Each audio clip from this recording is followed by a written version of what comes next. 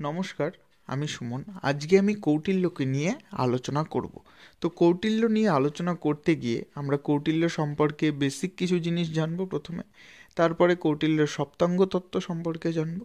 রাষ্ট্রের উৎপত্তি সম্পর্কে কৌটিল্যের মতবাদ সম্পর্কে জানবো। কৌটিল্য একটি আদর্শ রাষ্ট্রের কীরকম পরিকল্পনা করেছিলেন সেটা সম্পর্কে জানবো। এর সাথে সাথে এই পুরো আলোচনাটা আমরা কৌটিল্যের অর্থশাস্ত্রের ভিত্তিতে করব। ঠিক আছে, তাহলে চলো ভিডিওটি শুরু করা যাক। প্রথমেই আমরা কৌটিল্য সম্পর্কে কয়েকটা কথা জেনে নিই। তক্ষশিলার একজন শিক্ষক ছিলেন কৌটিল্য। কৌটিল্যকে Indian teacher, philosopher, royal adviser এবং অর্থনীতি ও রাষ্ট্রনীতি অথবা আজকে যাকে আমরা রাষ্ট্রবিজ্ঞান হিসেবে চিনি, এই রাষ্ট্রবিজ্ঞানের শিক্ষকও কিন্তু কৌটিল্যকে বলা হয়ে থাকে। কৌটিল্যকে আমরা চাণক্য ও বিষ্ণুগুপ্ত নামেও চিনে থাকি। তক্ষশিলার এক নিষ্ঠবান ব্রাহ্মণ পরিবারে তিনি জন্মগ্রহণ করেন। তার পিতার নাম চনক ছিল, তাই তাকে চাণক্য বলেও ডাকা হতো, অর্থাৎ চনক পুত্র চাণক্য। সাধারণভাবে বলা হয় বিষ্ণুগুপ্ত নামটি কৌটিল্যের বাবা তাকে দিয়েছিল। কৌটিল্যর নামই বিষ্ণুগুপ্ত ছিল কিনা এই নিয়ে অনেক সন্দেহ প্রকাশ করা হয়। তবে দণ্ডির দশকুমার চরিত, কামন্দকের নীতিসার, বিশাখ দত্তের মুদ্রা রাক্ষসে অর্থশাস্ত্রের রচয়িতা হিসেবে বিষ্ণুগুপ্তের নাম পাওয়া যায়। তাই আমরা নিঃসন্দেহে বলতে পারি চাণক্য, কৌটিল্য ও বিষ্ণুগুপ্ত একজন ব্যক্তিরই নাম ছিল। এই অর্থশাস্ত্র গ্রন্থটির রচয়িতা কৌটিল্য। 1905 সালে মহীশূরের পণ্ডিত ডক্টর শ্যামা শাস্ত্রী অর্থশাস্ত্র গ্রন্থটিকে সংস্কৃতে আবিষ্কার করেন এবং 1909 সালে সর্বপ্রথম এই সংস্কৃত অনুবাদিত অর্থশাস্ত্র গ্রন্থটি প্রকাশিত করা হয় এবং তারপরের থেকেই আমরা কৌটিল্যের অর্থশাস্ত্র সম্পর্কে জানতে পারি। কৌটিল্য তার এই অর্থশাস্ত্র নামক গ্রন্থটিতে রাজ্য শাসন ও রাজ্য পালন, প্রশাসন, সরকার, রাষ্ট্র, দণ্ডনীতি, রাজার কর্তব্য, মন্ত্রী ও অমাত্যের দায় দায়িত্ব, প্রজাদের কর্তব্য ও কূটনীতি, এইসব বিষয় নিয়ে সুনির্দিষ্ট ও সুস্পষ্টভাবে আলোচনা করেছেন। তাই আমরা যদি এই অর্থশাস্ত্র গ্রন্থটিকে ভারতীয় রাষ্ট্রচিন্তার স্বর্ণখনি বলি তাহলে হয়তো আমাদের কোথাও ভুল হবে না। কৌটিল্যের সময়কালে রাজনীতিকে দুটি ধারায় বিশ্লেষণ করা হতো।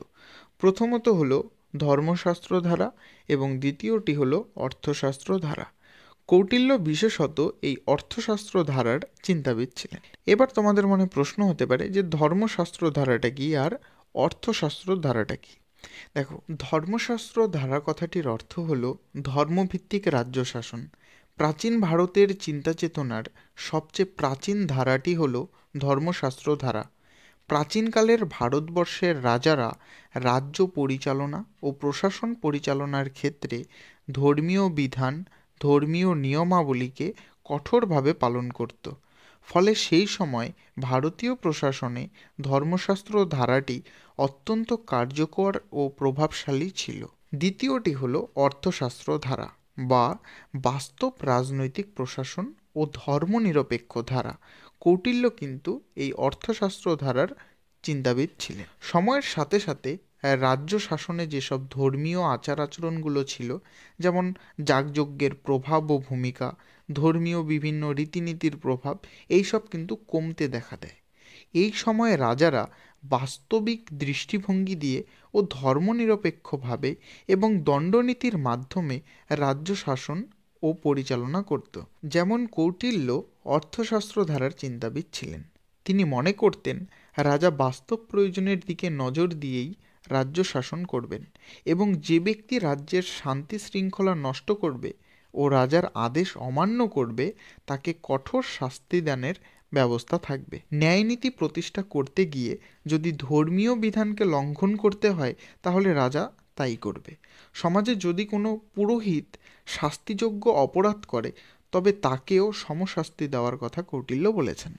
আসলে কি বলতো, কৌটিল্য যেই সময়কার মানুষ ছিল সেই সময় পুরোহিতদের শাস্তি দেওয়াটা অনেক বড় ব্যাপার ছিল। একজন সাধারণ মানুষ যে অপরাধ করে শাস্তি পাবে, একজন পুরোহিত যদি সেই অপরাধ করেই সমশাস্তি পায় তো সেই সময় সেটা অনেক বড় ব্যাপার ছিল।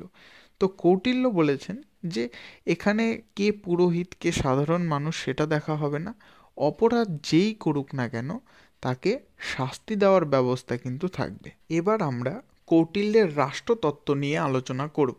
তো প্রথমেই আমরা জানবো যে কৌটিল্য রাষ্ট্র বলতে কি বুঝিয়েছেন। তো কৌটিল্য রাষ্ট্রকে একটি সুসংহত রাজনৈতিক প্রশাসনিক সংস্থা হিসেবে চিহ্নিত করেছেন। তার মতে রাষ্ট্রীয় কর্তৃপক্ষ জনস্বার্থ সাধন করবে, শান্তি শৃঙ্খলা রক্ষা করবে এবং প্রজাদের জীবনযাত্রাকে সুস্থ ও সুশৃঙ্খল করে তুলবে। তাই তার মতে রাষ্ট্র হলো এক জনকল্যাণকর প্রশাসনিক সংস্থা। এবার আমরা রাষ্ট্রের উৎপত্তি নিয়ে কৌটিল্যের মতবাদ সম্পর্কে জানব। এক কথায় বলতে গেলে এখন আমরা কৌটিল্য সামাজিক চুক্তি মতবাদ নিয়ে যে ধারণা রেখেছিলেন সেই ধারণাটা সম্পর্কেই জানব। এই সামাজিক চুক্তি মতবাদ বা সোশ্যাল কন্ট্রাক্ট থিওরি একটি কিন্তু মাইথোলজি, প্রথমেই তোমরা এটা খেয়াল রাখো। এটা কতটা সত্য আর কতটা মিথ্যে সেটা কিন্তু বলা যায় না, ঠিক আছে? তো সেই হিসেবেই জিনিসটাকে শুধু খেয়াল রাখো, এটাকে পরীক্ষায় কেউ ইনক্লুড করতে যেও না, ঠিক আছে? আমি বলবো পার্সোনালি। তো কৌটিল্য তার অর্থশাস্ত্র নামক গ্রন্থটিতে দেখিয়েছেন যে রাষ্ট্র সৃষ্টির আগে অর্থাৎ প্রাকরাষ্ট্রীয় যুগে মাৎস্যন্যায় কীভাবে সমাজে প্রবল আকার ধারণ করেছিল। অর্থাৎ পুকুরে অথবা সমুদ্রে যেমন বড় মাছ ছোটো মাছগুলোকে খেয়ে বেঁচে থাকে, ঠিক একইভাবে এই প্রাকরাষ্ট্রীয় অবস্থায় সমাজের ধনী ব্যক্তিরা গরিব মানুষদেরকে শোষণ করে নিঃস্ব করে দিত। এই অবস্থা থেকে বেরিয়ে আসার জন্য মানুষ প্রজাপতি ব্রহ্মার শরণাপন্ন হলেন এবং ব্রহ্মা তার পুত্র মনুকে মানুষের সুস্থ জীবনযাত্রা বজায় রাখার দায়িত্ব অর্পণ করলেন। কিন্তু মনু এই দায়িত্ব নিতে রাজি হলেন না।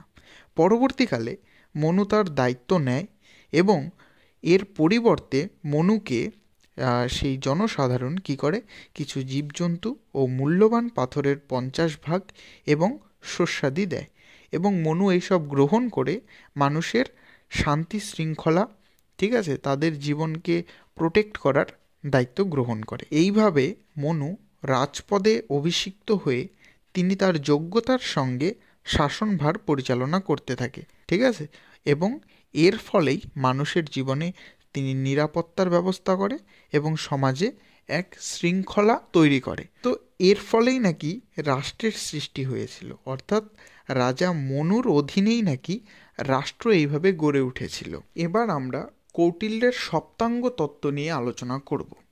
এই সপ্তাঙ্গ তত্ত্ব আলোচনা করতে করতেই কিন্তু আমরা একটি আদর্শ রাষ্ট্রের বৈশিষ্ট্য হিসেবে কৌটিল্য যেসব কথাগুলো বলেছেন সেগুলো কিন্তু বলতে থাকবো, ঠিক আছে? তাহলে সপ্তাঙ্গ তত্ত্ব এবং কৌটিল্য যে আদর্শ রাষ্ট্রের কথা বলেছেন সেটা কিন্তু অনেকটাই সিমিলার। কৌটিল্যের মতে রাষ্ট্র 7টি অঙ্গ বিশিষ্ট একটি সংস্থা, অর্থাৎ মানবদেহ যেরকম বিভিন্ন অঙ্গ নিয়ে তৈরি, তাই তো? একটি অঙ্গকে বাদ দিলে যেমন মানবদেহ তার সম্পূর্ণ কাজ স্বাভাবিকভাবে করতে পারে না, ঠিক একইভাবে একটি রাষ্ট্রেরও 7টি অঙ্গ। এই 7টি অঙ্গের কোনো একটি অঙ্গকে যদি বাদ দেওয়া হয় তাহলে একটি রাষ্ট্রও কিন্তু সঠিকভাবে পরিচালনা করতে পারে না। আর সবচেয়ে মজার ব্যাপার হলো কৌটিল্য সেই সময় দাঁড়িয়ে যে সপ্তাঙ্গ তত্ত্বের থিওরি আমাদের সামনে রেখেছেন তা কিন্তু আজকের যুগেও কার্যকর। তো কৌটিল্য রাষ্ট্রের যে 7টি উপাদানের কথা বলেছেন সেই 7টি উপাদান হলো স্বামী, অমাত্য বা মন্ত্রী, জনপদ, দুর্গ, কোষ বা কোষাগার, দণ্ড ও মিত্রাণী। এবার দেখো, স্বামী বলতে এখানে রাজাকে বোঝানো হয়েছে, অমাত্য বা মন্ত্রী বলতে এখানে মিনিস্টারদেরকে বোঝানো হয়েছে, মানে বর্তমান সময় মিনিস্টারদেরকে বোঝানো হয়েছে, বিউরোক্রেসির যেসব অফিসার র্যাঙ্কের কর্মচারীরা আছে তাদেরকে বোঝানো হয়েছে, ওকে? তারপরে হলো জনপদ। জনপদ বলতে একটি ভূখণ্ডকে বোঝানো হয়, যেমন আমরা একটা নির্দিষ্ট ভূখণ্ডে বসবাস করি, তো তাই তো, একটি নির্দিষ্ট রাজ্যে থাকি এবং একটি নির্দিষ্ট দেশের মধ্যে থাকি। এরপরে হলো দুর্গ, অর্থাৎ আমাদেরকে প্রোটেক্ট করার জন্য বিভিন্ন কিন্তু ডিফেন্সের ব্যবস্থা আছে, তাই তো?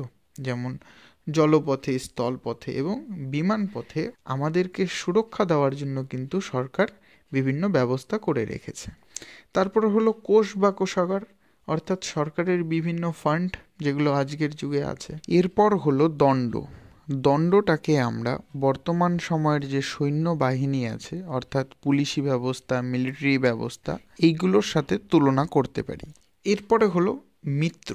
মিত্রটাকে আমরা ফরেন পলিসির সাথে তুলনা করতে পারি, অর্থাৎ পররাষ্ট্র নীতির সাথে এটাকে আমরা তুলনা করতে পারি। অর্থাৎ একটি রাষ্ট্রের সাথে আরেকটি রাষ্ট্রের বা তার একটি রাষ্ট্রের সাথে তার পার্শ্ববর্তী দেশগুলোর কীরকম সম্পর্ক, সেই সম্পর্কটাকে আমরা মিত্র হিসেবে তুলে ধরতে পারি। তো এটা আমি বললাম কৌটিল্য সেই সময় যে 7টি অঙ্গের কথা বলেছিলেন, সেই 7টি অঙ্গ বর্তমান সময় কিভাবে কার্যকর হচ্ছে। ঠিক আছে, এবার আমরা এই 7টি উপাদানগুলো নিয়ে একে একে আলোচনা করব। প্রথমত হলো স্বামী অথবা রাজা। কৌটিল্যের মতে রাষ্ট্রের শাসক বা রাজা হলেন স্বামী। তার মতে রাজাই হলেন সার্বভৌম তথা রাষ্ট্রের একমাত্র শাসক ও পরিচালক। এই রাজা হবেন সুউচ্চ কুলোদ্ভব, অর্থাৎ রাজার কুল হবে অনেক আপার লেভেলের। এই রাজা সর্বদাই প্রজাদের মঙ্গলের কথা চিন্তা করবেন, রাজা সুশিক্ষিত হবেন, জনস্বার্থ সচেতন হবেন, সৌন্দর্যের অধিকারী হবেন এবং পরিহাস প্রিয় হবেন, অর্থাৎ রাজা হাসি ঠাট্টা করতে ভালোবাসে এমন মানুষ থাকবেন। এছাড়া একজন যোগ্য রাজা সবসময় যে কোনো সমস্যার সমাধান দ্রুত বের করতে সক্ষম হয়। এছাড়া কৌটিল্য আরও একটি গুরুত্বপূর্ণ কথা বলেছেন যে রাজা যাতে অবশ্যই কাম, ক্রোধ, লোভ এই সব জিনিসগুলোকে নিয়ন্ত্রণে রাখতে সক্ষম ব্যক্তি হন। এবার আমরা রাজার 4টি গুণাবলী নিয়ে আলোচনা করব। প্রথমত হলো আত্মপ্রকৃতিগত গুণ। রাজা অবশ্যই উচ্চ বংশে জন্মলাভ করবে। রাজার মধ্যে সততা, ধর্ম সম্পর্কে জ্ঞান, শত্রুকে দমন করার ক্ষমতা, খুব সহজেই যে কোনো মানুষকে প্রভাবিত করার ক্ষমতা, জটিল সমস্যার দ্রুত সমাধান বের করার ক্ষমতা থাকতে হবে। দ্বিতীয়ত হলো বৌদ্ধিক গুণ। কৌটিল্যের মতে রাজার মধ্যে বৌদ্ধিক গুণ থাকা অত্যন্ত জরুরি। বৌদ্ধিক গুণের সাহায্যেই রাজা যে কোনো সমস্যাকে সহজেই বুঝতে পারেন। রাজার স্মৃতিশক্তি খুবই শক্তিশালী হওয়া প্রয়োজন। রাজার মধ্যে যেসব দোষ থাকবে সেই দোষগুলোকে তিনি পরিত্যাগ করবেন এবং গুণাবলীগুলোকে গ্রহণ করবেন। রাজার সঠিক সিদ্ধান্ত গ্রহণ করার ক্ষমতা থাকতে হবে। এরপর হলো অর্থাৎ 3 নম্বর হলো আগ্রহগত গুণ। অর্থাৎ কৌটিল্যের মতে রাজার মধ্যে কর্মদক্ষতা ও কর্ম সম্পাদনের আগ্রহ থাকতে হবে। চতুর্থত হলো ব্যক্তিগত গুণ। রাজার মধ্যে কিছু ব্যক্তিগত আত্মগুণ থাকবে, যেমন রসবোধ, হাসি মুখে মনের ভাব গোপন করার দক্ষতা, ইন্দ্রিয় সংযম, বিপদে ধৈর্য ধারণ করা এবং বাগ্মিতা। কৌটিল্যের মতে এই 4 প্রকার গুণ যে রাজার মধ্যে থাকবে তিনি একজন আদর্শ রাজা হিসেবে নিজেকে প্রতিষ্ঠিত করতে পারবেন। এছাড়া কৌটিল্য রাজার কতগুলো কর্তব্যের কথা বলেছেন। রাজার কর্তব্যের কথা বলতে গিয়ে কৌটিল্য বলেছেন রাজার প্রধান কর্তব্য হলো সুষ্ঠুভাবে প্রশাসন পরিচালনা করা। এছাড়া কৌটিল্য অর্থশাস্ত্রে বলেছেন প্রজা সুখে সুখং রাজ, প্রজানাশ্চ হিতে হিতাম।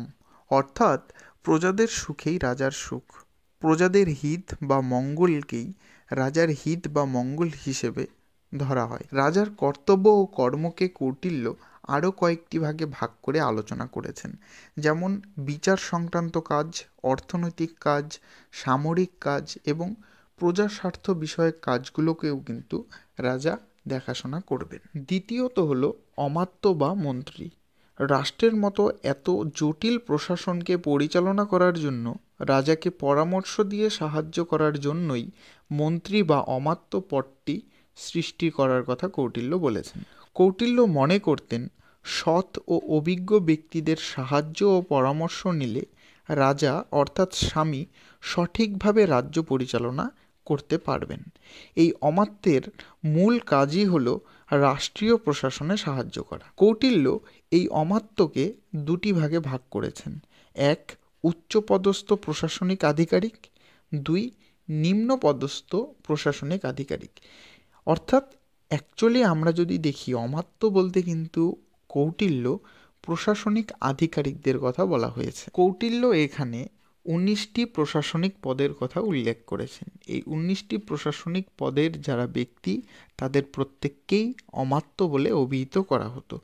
এই 19টি প্রশাসনিক পদের মধ্যে 2টি উচ্চ পদ এবং বাকি 17টি নিম্ন পদ।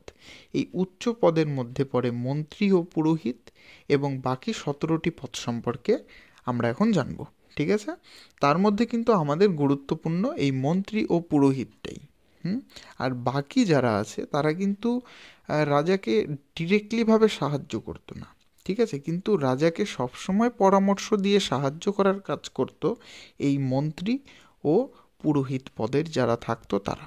ঠিক আছে, কৌটিল্য যেসব 19টি পদাধিকারী অমাত্যের কথা বলেছেন সেইগুলো হলো মন্ত্রী, পুরোহিত, সেনাপতি, যুবরাজ, দ্বারপ্রহরী, অন্তঃপুর সংরক্ষক, দপ্তর আধিকারিক, রাজস্ব আদায়কারী, কঞ্চুকি, প্রদেষ্ট বা ফৌজদারি মামলার প্রধান বিচারপতি, নায়ক বা সেনাবাহিনীর অগ্রবর্তী সেনা, পৌর বা নগর শাসক, ব্যবহারিক বা দেওয়ানি মামলার প্রধান বিচারপতি, শিল্পকলা ও কারুশিল্পের কর্মাধ্যক্ষ, মন্ত্রিসভার অধ্যক্ষ, দণ্ডপাল অথবা প্রধান সেনা পরিচালক, দুর্গপাল অথবা দুর্গসমূহের পরিচালক, অন্তপাল বা সীমান্ত পরিচালক বা সংরক্ষক। 19 নাম্বার হলো অরণ্য সমূহের নিয়ন্ত্রক বা প্রধান প্রশাসনিক আধিকারিক। এই 19 প্রকার পদের সমাহারেই রাজকীয় আমলাতন্ত্র গড়ে তোলার কথা কৌটিল্য তার অর্থশাস্ত্রে বলেছেন।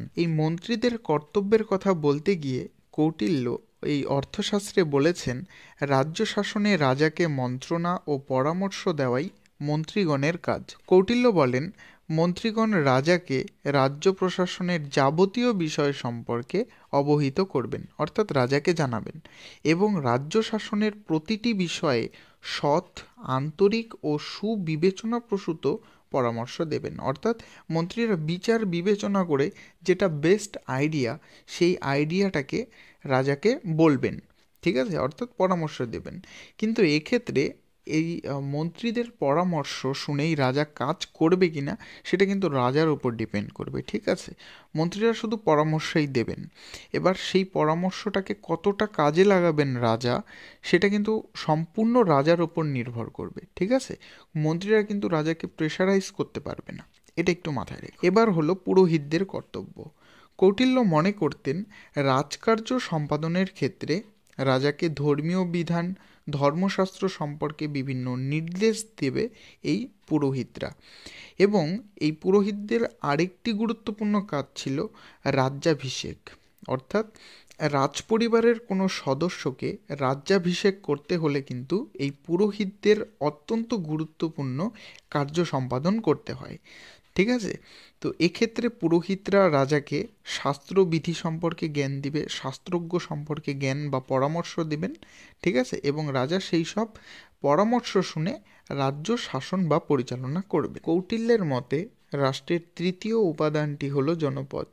কৌটিল্য জনপদ কথাটির দ্বারা জনগণ ও জনগণের বসবাসের ভূখণ্ড উভয়কেই বুঝিয়েছেন।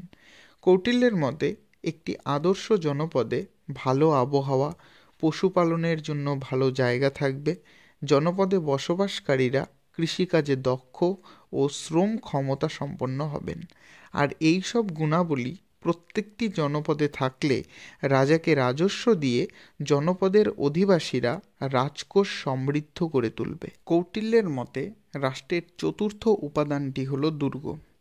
কৌটিল্য রাষ্ট্রের অধিবাসীদের নিরাপত্তার জন্য রাজ্যের কেন্দ্রস্থানে ও চারিদিকে দুর্গ নির্মাণের কথা বলেছেন। তিনি পর্বত দুর্গ, জলদুর্গ, মরুদুর্গ, অরণ্য দুর্গ এই 4 প্রকার দুর্গের উল্লেখ করেছেন। পঞ্চমত হল কোষ। কৌটিল্য মনে করেন একটি রাষ্ট্রের শক্তি নির্ভর করে তার কোষাগারের ওপর, তাই রাজকোষ সবসময় প্রচুর সোনা রূপো, মূল্যবান পাথর, প্রচুর শস্য ও রত্ন দ্বারা সমৃদ্ধ থাকবে, যাতে প্রাকৃতিক দুর্যোগে অথবা সংকটকালীন পরিস্থিতিতে এই কোষাগার থেকে অর্থ ব্যয় করে ত্রাণের ব্যবস্থা করা যায়। কৌটিল্যের মতে রাষ্ট্রের ষষ্ঠ উপাদানটি হলো দণ্ড। দণ্ড বলতে এখানে সৈন্যবাহিনীকে বোঝানো হয়েছে। কৌটিল্যের মতে একটি সৈন্যবাহিনী শক্তিশালী হওয়া অত্যন্ত গুরুত্বপূর্ণ। সৈন্যবাহিনীতে যাদেরকে নিযুক্ত করা হবে তারা অবশ্যই যুদ্ধ সম্পর্কে পারদর্শী হবেন এবং রাজার প্রতি আনুগত্য প্রদর্শন করবেন। কৌটিল্যের মতে রাষ্ট্রের সপ্তম উপাদানটি হলো মিত্র। কৌটিল্য মনে করেন এই মিত্রতা হবে আন্তরিকতার। প্রয়োজনে মিত্রকে সকল প্রকার সাহায্য দেওয়ার কথা কৌটিল্য বলেছেন। তবে মিত্রতা এমন ব্যক্তির সাথে করতে হবে যে মহান ব্যক্তি, যার মধ্যে উৎসাহ শক্তি বিরাজমান এবং যে পিতা পিতৃমোহক্রমে আগত। তো এই ছিল আজকের আলোচনা। তো যদি তোমাদের ভিডিওটি ভালো লেগে থাকে তাহলে অবশ্যই ভিডিওটিতে একটি লাইক, কমেন্ট এবং চ্যানেলটিকে সাবস্ক্রাইব করে নিও।